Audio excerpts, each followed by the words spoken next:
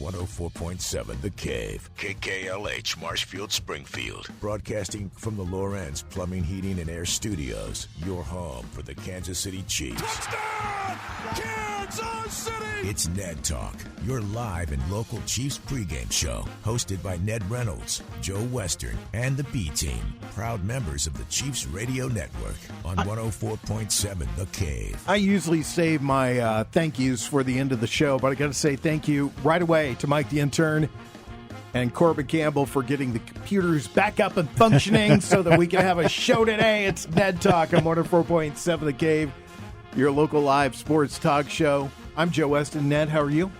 I could do just as well without the computers. I can't, though. Yes, you can. I need Sure the computers, you can. yeah. I need the computers, yeah. How are you? Doing great. Beautiful day, beautiful night for football, and what more could you want? Yeah, a busy night for Kansas City. They're playing the Saints tonight, the Royals and the Yankees, game 2 of that series. Jake, how are you, sir? I'm good. I'm like Ned says, beautiful outside, 70, no humidity. I like it. Josh, you're with us today, too? Yeah, I'm doing great. Recovering from, college football.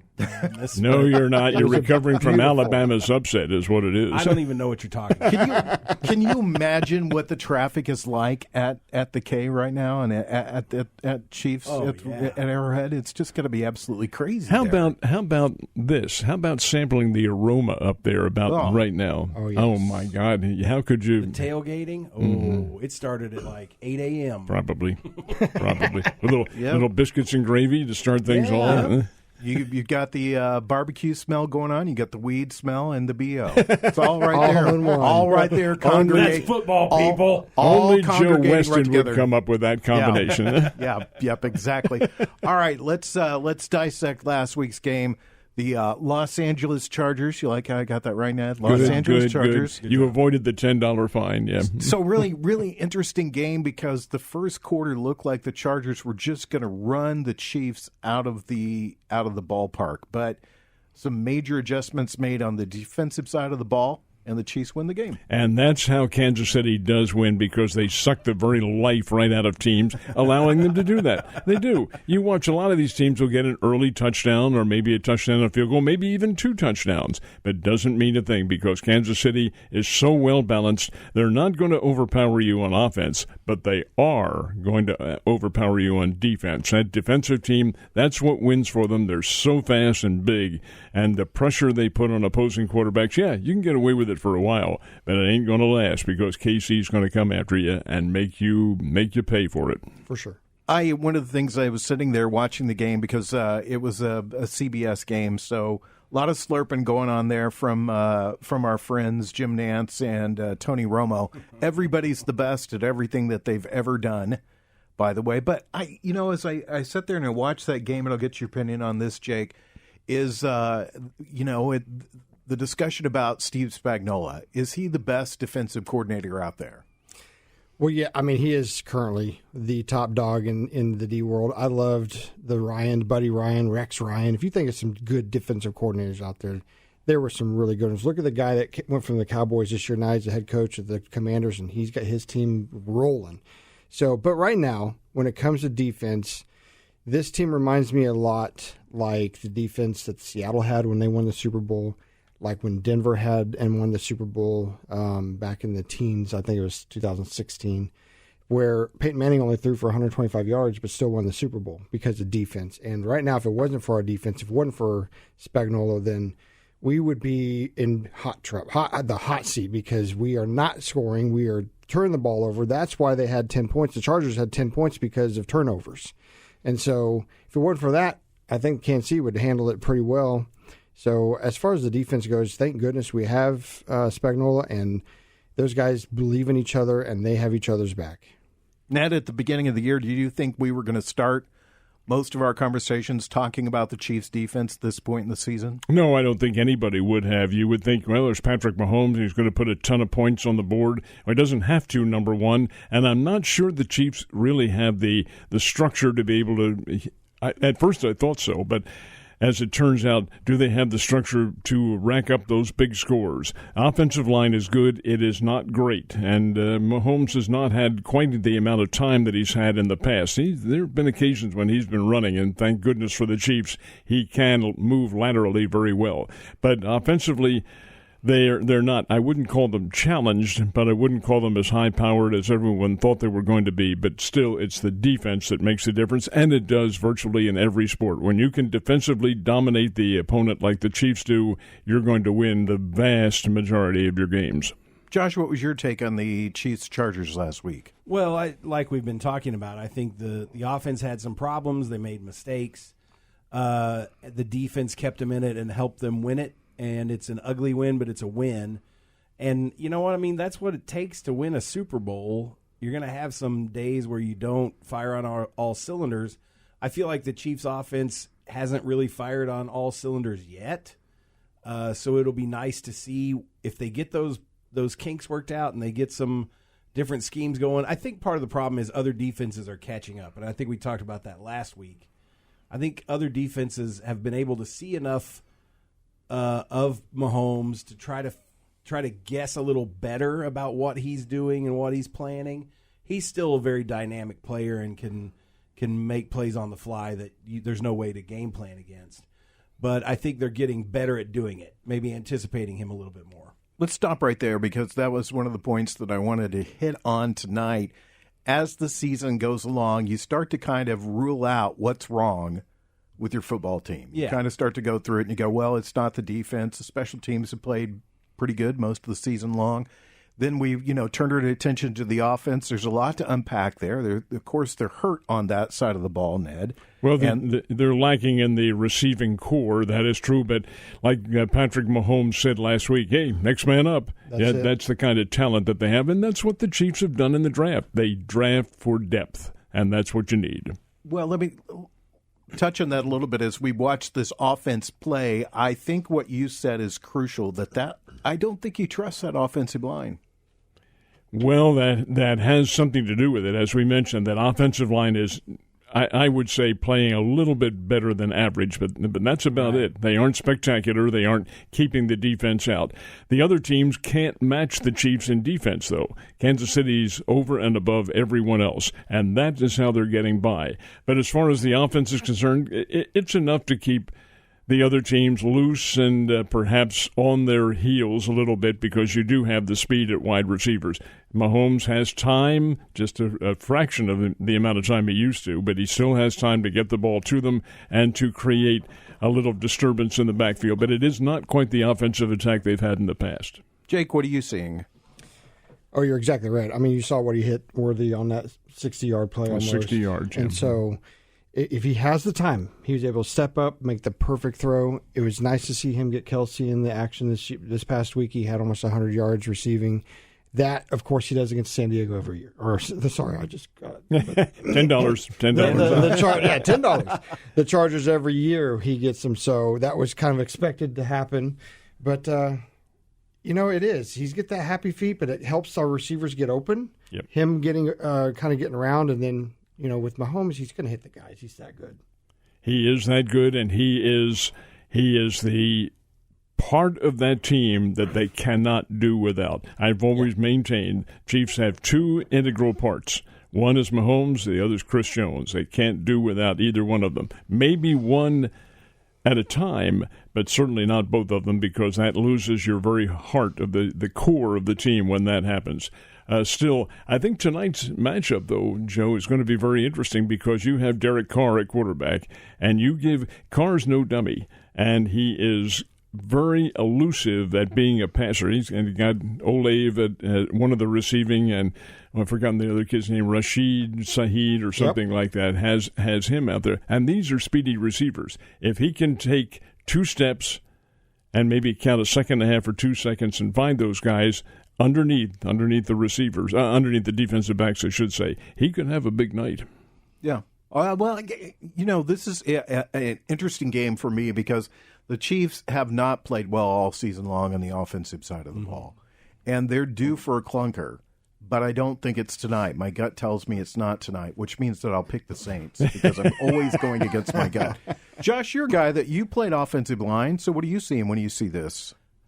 They're not great, like we've been talking about. They're letting a lot of pressure through, and they're letting it through quickly. So it's not like it's a delayed blitz. It's not like it's a crisscrossing or anything.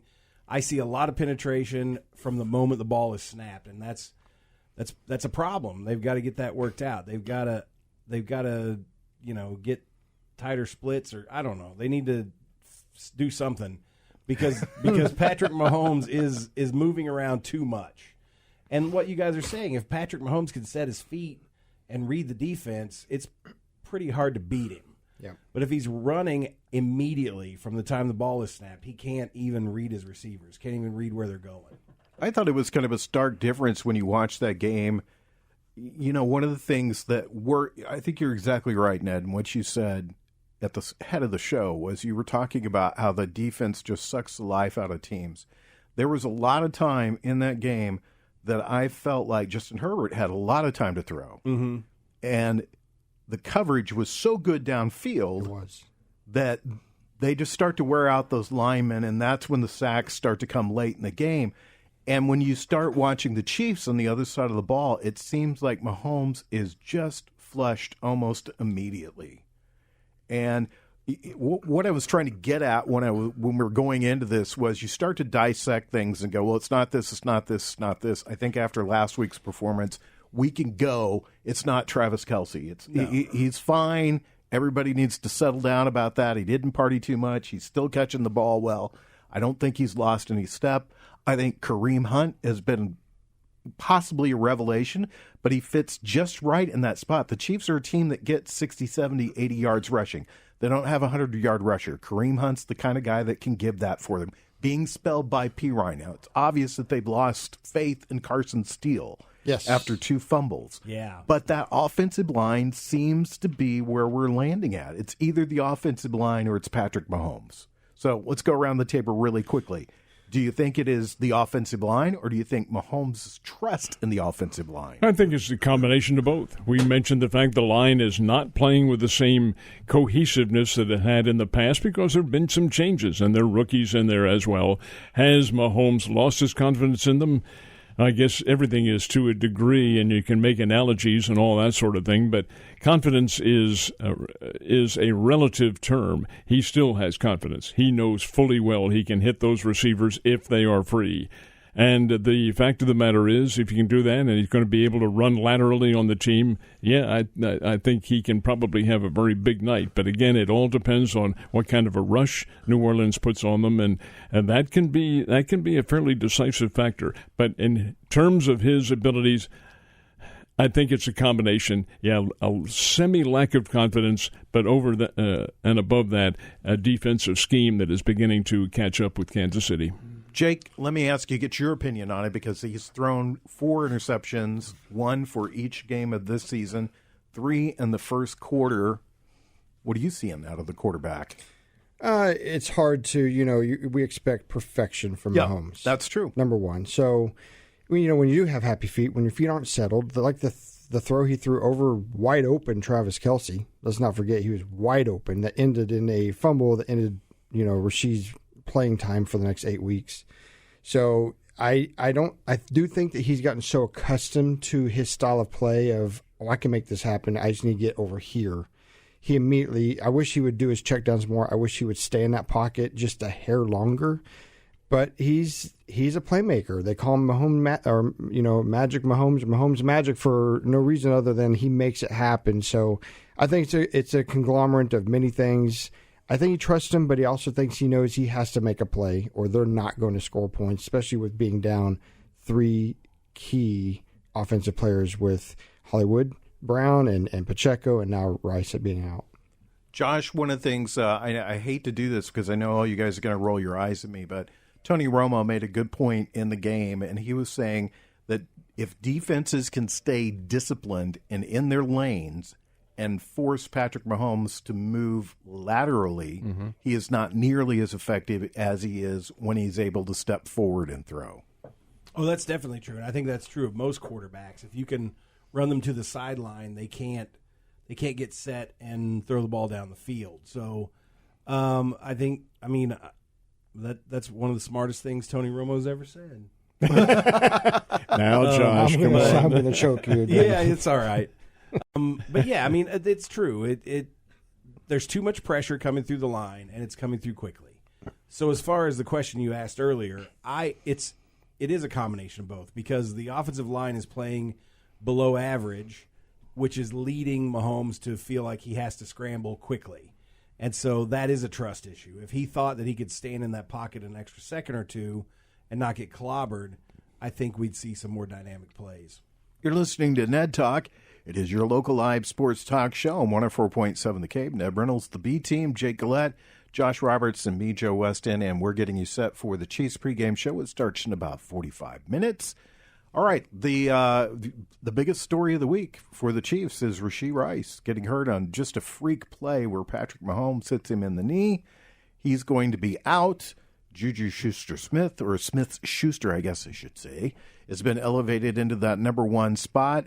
Xavier Worthy, the guy, I'll get your opinion from each of you. He's shown some real flashes early in the season. Well, there's no question about the fact that he has world-class speed. Everybody knew that. That's why they drafted him. He's a big star at Texas last year when he played, has good hands. They haven't really had a chance, though, to throw him up against any really key defensive backs who are going to jostle him around a little bit. But Los Angeles doesn't have anybody. I think New Orleans does in their backfield. We'll find out what he is like. But for sheer straight-ahead speed, he's probably faster than Tyreek Hill. But does he have that speed and crossing patterns? That's the key. He probably is every bit as good as many of them, but he doesn't have to be, because you do have Kelsey. Kelsey wasn't beyond skill levels when he wasn't catching any passes. He wasn't getting the pass because they didn't need him. They did not need him to shoot to score. They had Rashee Rice right there. So why expose Kelsey? Let him be a decoy, let him block and so forth. They didn't need him. Well, they do now. And indeed, I think he'll come to the fore as well. This is a really interesting matchup coming up. What do you think, Jake, about this? How big of an injury is to Rashee Rice? How big a deal is this for the Chiefs? Well, he had so much swelling, it took him forever to figure out, and they still don't know what's wrong. They're going to do exploratory surgery, do a little scope, find out what is going on in there that the MRI didn't pick up. They're saying a minimum of 6 to 8 weeks. That's better news than the season. And then of course my head went straight to what he has some off-season stuff he's got to take care of that could end up him not playing the first part of next year. So I was looking at, oh my goodness, we're not going to see him for a whole year with whatever happens with his little thing he did in Dallas. Don't forget too the punitive from the court.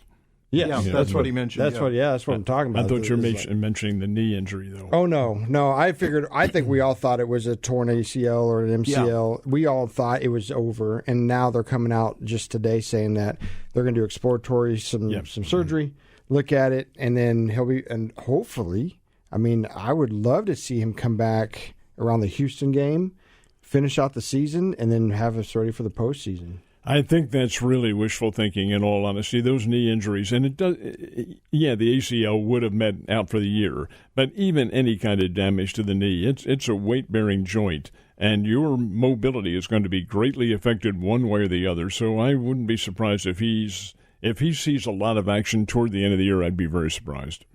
What do you think, Josh? You're looking at the team that had, as we talked about all through the preseason, team had so much depth at the wide receiver position, and that's been tested because right now, tonight, they have Xavier Worthy, they have Justin Watson, they have Juju Smith-Schuster, and they have Sky Moore. Mecole Hardman is questionable. Everybody else is on the IR. They have one backup receiver tonight. That's the crazy thing about the NFL. You go from that much depth to being thin in a position so quickly. I think it's cause for concern a little bit.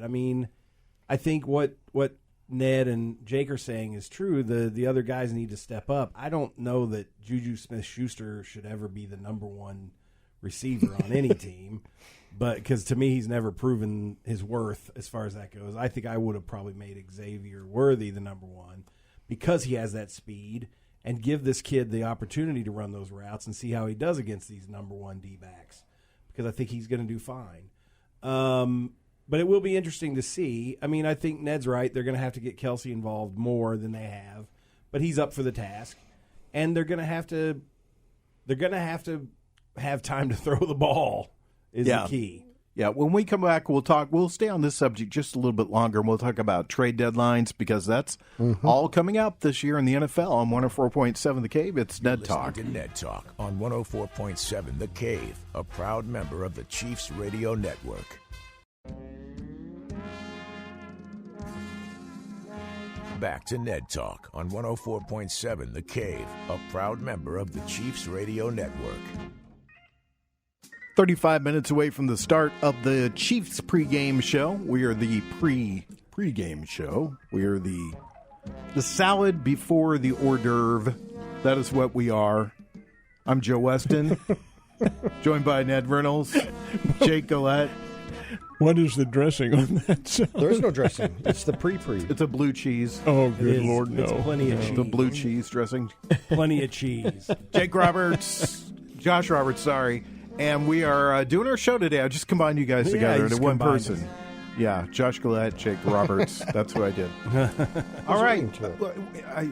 We talked about this in the break a little bit. Could you see the Chiefs splitting out Kelsey and lining him up as a wide receiver? They did that a few times last week and putting Noah Gray on the field at the same time.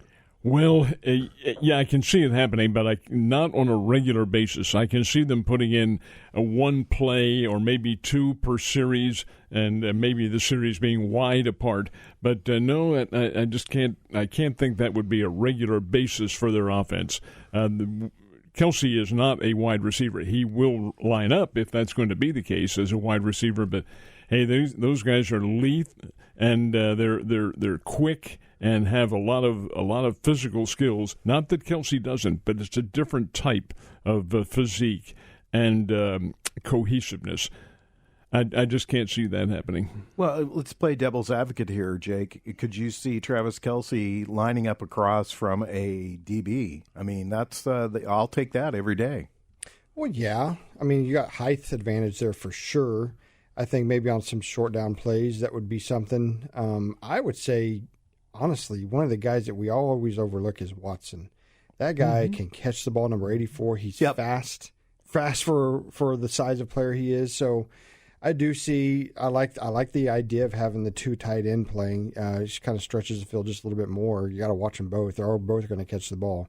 So I like where your head's at on that, Joe, because that'd be nice. Maybe a little more protection for Mahomes too. I mean, we know Travis Kelce's a heck of a blocker. I mean, he is such good at doing that. So that may open up things where he could block if on the edges and give Noah Gray a chance to be out there and get open. Here's a guy that here's a guy that the Chiefs have hung on to this year, and we all thought that he'd probably be gone, but his value seems to be going up right now, and he may be back tonight, maybe in a couple of weeks. That's Clyde Edwards-Helaire, who's a very good pass catcher. I don't know why you asked me this question. Yeah, you don't like anybody. I don't like him. He played for LSU. But he doesn't anymore, though. I know, but that doesn't matter. Old hatreds die hard. I think it was a good idea to keep him. I would have said get rid of him. I did say get rid of him because I thought they could get some value out of him and get something better. But it looks like he's going to have an opportunity to make an impact, and I hope he does. You know, I mean, their running backs tend to get knocks throughout the season, and so they've figured out a way to not lose too much ground with the players they have. They've got a good core of running backs. They're all decent. And like Ned said, their scheme is not punishing you with the running game. A Derrick Henry wouldn't work in the Chiefs' offense. But got to ask you guys a quick question, and this is out of sheer ignorance. I should know. Is Clyde Edwards-Helaire eligible to play? He had been on the IR. He is this game. He's back. This is the first one back? He returned to the practice field, and he is eligible. Yep. I'm interested to see how Andy Reid draws this all out tonight, because he does have a full complement of running backs for this game, and each of these guys brings something different to the team. I mean, right now as it stands, Kareem Hunt is their number one running back, and I think you saw last week he's very serviceable. He runs hard. He's got some quick moves. and he's going to get their 60, 70 yards a game that they get on the ground. When you look at Samaje Perine, he is a great pass catcher, and the same can be said for Hilaire. And then I wouldn't be surprised, and just get your opinion on this, if you didn't see a bunch of Carson Steele tonight, but used mainly as a chipping blocker. Oh, I could definitely see that. Could be. Could very well be. There's any number of possibilities. But you mentioned Samaje Perine. He great player, 427 yards for the single-game all-time record in college, but that was also a decade ago. So he has slowed up to a considerable extent. He can still play. And as far as Kareem Hunt is concerned, he's still a hard runner for a brief period of time. He has not played since last December, other than the game last week. Is he ready to absorb that beating again? It's why did they let him go? That's the question you've got to ask himself. Well, we know. We know why they let him go. Cleveland, you're talking about why Cleveland let him go? That's a good. I just think, with Ford showing so much talent, and Chubb is an insanely great runner. I just think having three guys there was not feasible for them. Mm-hmm.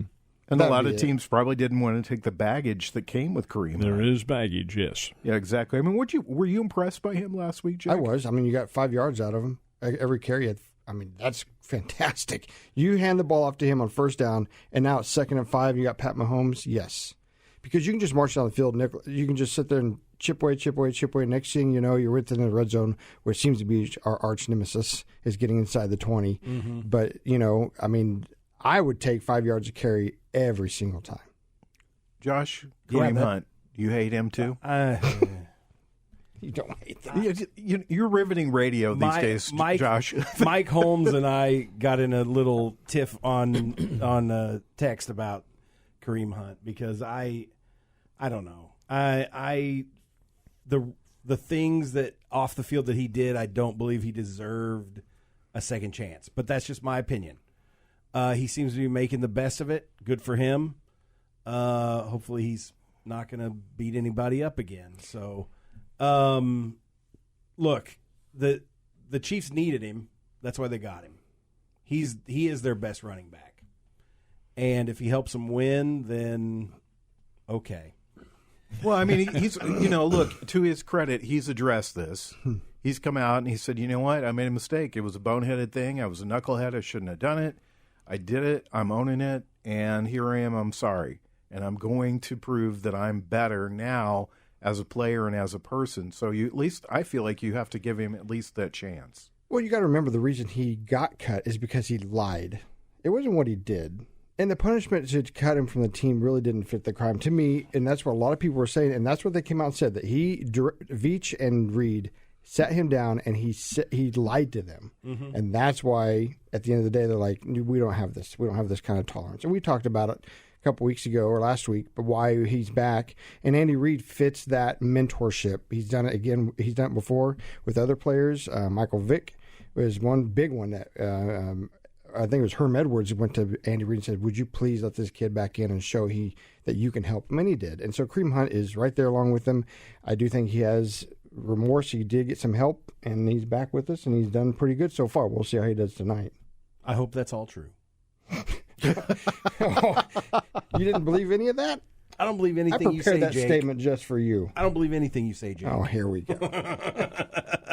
Well, it'll be interesting to see what that's where they're healthiest at right now on the offensive side of the ball, is that they've got a full complement of running backs tonight compared to, and those guys are going to have to step up. Let's just face it. They came into the season with most times having 7 or 8 receivers, and they're down to 4 right now. And that's not good. I mean, McCole Hardman's questionable. He could play tonight. That would give them an extra. But you can see that the Chiefs don't have a lot of faith in McCole Hardman, other than as a punt or kick returner. They don't want to count on him to be the guy. He's the guy that caught the ball that won the Super Bowl, but they do not want him to be the guy day in. He's not the Rashee Rice guy. There's something there, and he's always hurt. Let's not forget that. The dude is always hurt. So, yeah, you're right. There's something going on there for sure. Has anybody signed Kadarius Toney yet? Please. Speaking of always hurt. Yeah, we don't need that on our It's team. like the New York Giants fans when they texted the Chiefs when they picked him up. He's your case now, and trust us, he'll be hurt somewhere along the line. Yeah, if he's Exactly. anywhere. Yeah, 26 minutes away from the start of the Chiefs pregame show. We'll talk a little college football shakeup and what's ahead for the Missouri State Bears next season right here on 104.7 The Cave, Ned Talk.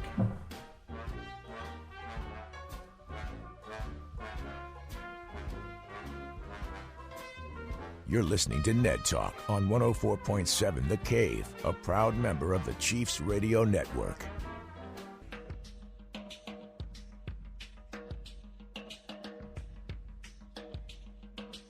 Back to Ned Talk on 104.7 The Cave, a proud member of the Chiefs Radio Network. You know, Ned, when we were sitting around here last week, we were singing the praises of Josh Roberts' Alabama Crimson Tide. And I think we all probably thought, and begrudgingly so, that they were the best team in college football. But what happened on Saturday? Not so fast, say the Commodores. Well, the fact is, I really feel like Alabama was the victim of what happens to many teams after a huge comeback victory like that. Having had a big lead, let it get away, and then winning in the clutch, they left their game on the field that night. And for Vanderbilt, which is not a high-rated team at all, they weren't ready to play. And Vanderbilt is a pretty good ball club. They're going to beat a number of teams. They may even make a bowl game. But the fact is that they got Alabama sound asleep, got ahead of them, and made them pay for it. What, they fell big. I mean, they went from, I think, second or first to seventh or eighth in the nation. That's a precipitous fall. Not as big a fall. Not as big a fall as Missouri. Missouri fell real 9 to 21. Yep. Oh my. I mean, it's so. Is Texas the best team in the land right now? No.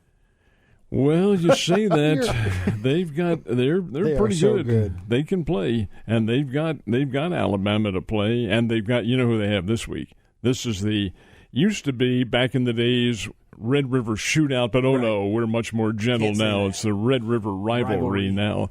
In the Cotton Bowl, Texas, Oklahoma. While Texas should win, nothing's given in that series. Nothing at all. It's a great rivalry. Oklahoma is not quite up there this year, but yeah, like you said, who knows in this college football year.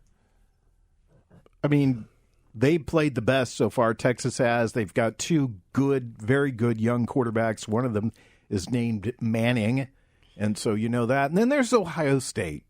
They're number 2. Mm-hmm. Have they played anybody yet? No. Oh, now you say that they have. They're a solid football team. College. No, come on, Josh. Come on. They're a solid team that's been quietly winning. They always do. You mentioned the two quarterbacks at Texas. Ewers, their starting quarterback, is not particularly ready for this game. He's still injured. So I wouldn't be surprised to see the Manning kid in there starting against Oklahoma. And he's a good player, really good player. He is.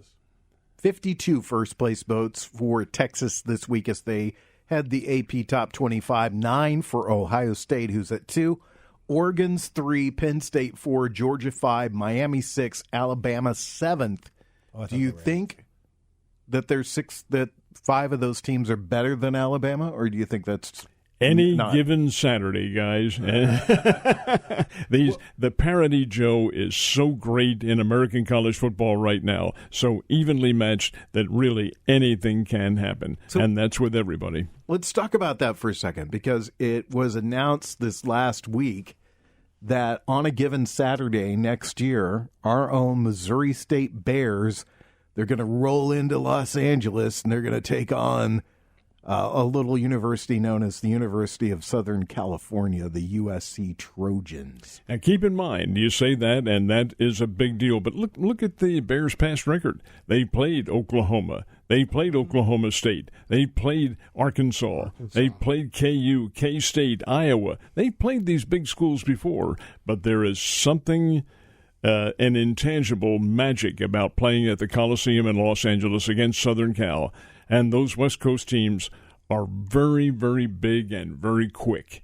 And it'll be and the Bears played Oregon. In fact, they played Arkansas and Oregon back to back about 7 or 8 years ago somewhere, and actually had the lead on Oregon 7-0. Didn't last. Did not last. I can remember Coach Branch? I think that's who it was, or maybe Coach Allen. I'm not sure whom said, "All right, guys," told the team this. And this is a quote. He said, "You're going down and play Arkansas. The first game, they're going to hit you hard. They're big, they're physical, they're really rugged. You're going to find out that you played tough football. You go out to Oregon and play, they're not going to hit you at all. They're not going to even touch you. They just run past you all the time." And that is the difference in the geographic level of football. One is physical, the other is very quick and passive about their physicality, but certainly right up there at the top with all the good teams. Well, the Bears have a pretty decent team this year. They're 3-2. They had a week off this last week, and then they will play Saturday over in Illinois against Illinois State. Your thoughts on that game? Well, Illinois State's a good team. They're coming off a 42-10, I think, win over Southern Illinois last week. Illinois State can play. This will be a very good test for the Bears. But, yes, I agree. Missouri State is a good team. Jacob Clark, their quarterback, tall, rangy kid at 6'6". He can throw the ball with anybody in the country. He is that good, has a good receiving core, has a good running back core. Defense is coming on. They're playing a whole lot better football. That'll be a very good game against Illinois State and probably telltale. Bears are number 25 in America in the FCS. That's the 1AA rankings. Number 25. That's the highest they've been ranked in a number of years now. And an entertaining team because they are a high-scoring, very quick football team. We talked about this last week. 2 weeks ago, they played, was it Tennessee Martin? They did play them, but it was Youngstown. Played Youngstown State here. And Youngstown got the ball, got the opening kickoff in the first quarter, and 8 minutes later, they scored a touchdown. Held the ball that entire time, drove it down the field, 8-minute drive. A minute and a half later, the game was tie. That's how quick the Bears can strike on you. And they'll have to do that against Illinois State because the Redbirds are good. It's a good team. All right, let's talk about the rest of the schedule for just a second. You're our Missouri State expert, Ned, obviously. Illinois State, what do you think? Bears win that game? I think they do. I think the Bears are probably a little bit better balanced and certainly going in with a lot of confidence, yes. Indiana State. Yes, that's the homecoming game. Indiana State's rather weak. Northern Iowa. Northern Iowa got shelled last week by South Dakota State. Of course, South Dakota State's the reigning national champs too, but they walloped Northern Iowa like a 45-0 or 45-3 or something like that. The Bears have a chance against Northern Iowa up, and that game I believe is in Cedar Falls, if I'm not mistaken. Correct. Mm-hmm. That'll be tough.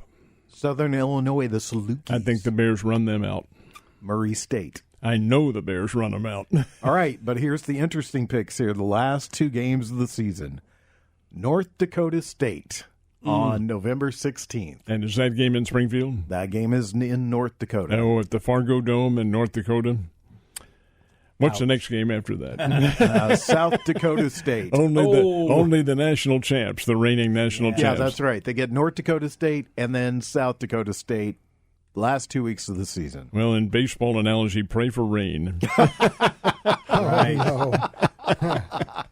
Well, it'd be nice to see them go out and play. I mean, both these teams are powerhouses. I had a coach tell me that this week. He said, when you get into those Dakota State teams, North Dakota State, South Dakota State, and even the state teams, University of North Dakota and South Dakota, you are playing teams that are every bit as good as a lot of the 1A teams that the Bears will be seeing next year and from there on in. Yeah. They're every bit as good. We've talked about this a lot. The division that they play in Division I, is considered the SEC of that division. The Missouri Valley is, yes. Such a great – their team, the national champion usually comes out of that division.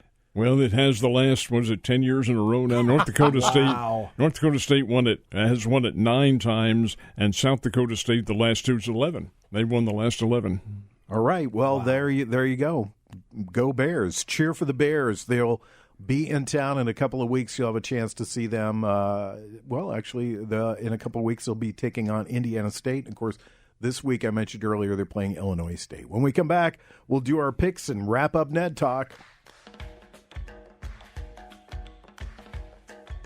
You're listening to Ned Talk on 104.7 The Cave, a proud member of the Chiefs Radio Network.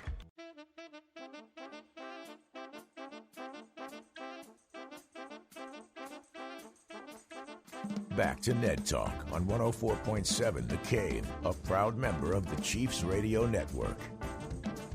We're just a few minutes away from the Chiefs broadcast taking over, actually about 5.5 minutes away. Joe Westen with you, along with Josh Roberts, Jake Gillette, and of course, Ned Reynolds, the guy that adds legitimacy to these whole proceedings. That'll be the day. That'll be the day. So I guess we should talk a little bit about baseball. Game 2 tonight, the Royals and the Yankees, Yankee Stadium, which has been disparaged by my Royals friends, and I use the word friends in quotation marks around it, because it's a small baseball field. Well, you also have Cole Reagans going for you, and he is a stopper. A very, very, very good young pitcher who came over from the Texas Rangers. I'll tell you, I like the Royals' chances with him on the hill tonight. Now, that's not to say the Royals can win the series, but I do think they can even it up at 1-1. Well, we'll see. We'll see. Matter of fact, it's not too far from now they'll be playing. I think they start at 6:30, if I'm not mistaken. Everybody's learning my intensity for the Yankees goes up in the playoffs. I'm very intense right now. Asked my wife the other night, should I watch the game? She goes, well, why wouldn't you? And I said, you know how I get. I'm standing up. I'm yelling at the TV. I'm wearing my jerseys. I'm wearing my hats. I'm a regular Chiefs fan, but with my Yankees stuff. Mike, the intern, and I got into it on text the other night, and I just thought about it. I mean, he texted me in the middle of the game and said the Royals were winning by a run. He said, well, we should have watched the game together. And I thought, if the Raiders were up by 7 and you had a Raiders fan that was a friend of yours and they called you and said, gosh, this is a good game, why don't we come over and watch it together? That Chiefs fan would maybe murder that person. Would that Chiefs fan who said that have lived through Christmas Day last year when the Raiders had the lead and beat the Chiefs? Probably not. I coached flag football with a great guy by the name of Finus Bailey. And he told me one time, guy came to his house, told him he was a Raiders fan. He literally threw the guy out of his house. Yeah. That's how I feel. Raider hater. That's how I feel right now towards Royals. That's just how you I hate feel. the Royals? I grew up as a Yankees fan right here in Springfield, Missouri, and I listen to a lot of Royals fans give it to me all the time. And the intensity of that rivalry during the 70s was pretty hot. So I'm pretty hot when it comes to it. A fan base can really rub you the wrong way. I get it. Let's do it. Let's do our picks for the game tonight. Ned, the Chiefs and the Aints. Who have you got? I have Kansas City winning this one, but in the past several weeks, I thought Kansas City would rout their opponents, and they did not. They played very close games, so I'm going to go reverse. Tonight, I think it's a close game. I think the Chiefs win, and we'll pick a score of, let's say, 27-22 over the Saints. I think that's high for the Chiefs tonight. What about you, Jake? 23-20 Chiefs. Really? That's it. 23-20. That close. Okay. Yeah. What do you think? I think 17-14 Chiefs. I like that score. Yeah. Because the Chiefs the offense just isn't there right now. Yep. I mean, maybe tonight's the night they get it together. I think if there's any quarterback that could lose to the Chiefs, it's going to be Derek Carr. Well, he's good at it. Yeah, he's very well professed at losing to the Kansas City Chiefs. Now, you guys know that I'm Costanzaing the season this year. Yeah, you are. So I am going against my gut. George Costanza on Seinfeld said one time, if I pick against my gut, then I'm usually right. So that's what I'm doing. I'm picking the Saints tonight. Okay. And I pick that they win handily, 24-9. Ooh. 3 field goals for the touchdowns. Chiefs? 0 touchdowns for the Chiefs tonight. That's what I'm picking. Again, it could be one touchdown in a bizarro. This is against my gut. Yes. This is against my gut. My gut is telling me the Chiefs are going to win. But if I'm going with my gut, I say the Chiefs in a low-scoring game. I agree kind of with you, Josh, 17-14, that area. And that it's just going to be purely ugly football. But since I'm going against it, I'll pick the Aints to win tonight. There you go. All right. Thanks, guys, for being here. We'll be back in 2 weeks. That is when we do our next Ned Talk, and it will be quite a while. So we'll have the 49ers and the Chiefs, and we'll be on the air at 1 o'clock on that Sunday. That'll be the 20th. That's right. All right, Ned, you be good till then. Jake, stay out of trouble. Josh, get in a better mood, buddy. All right. Thanks to Corbin Campbell once again, Mike Holmes, Brian Tyndall, and Nick Fury. Enjoy the game. It's Ned Talk on 104.7 The Cave.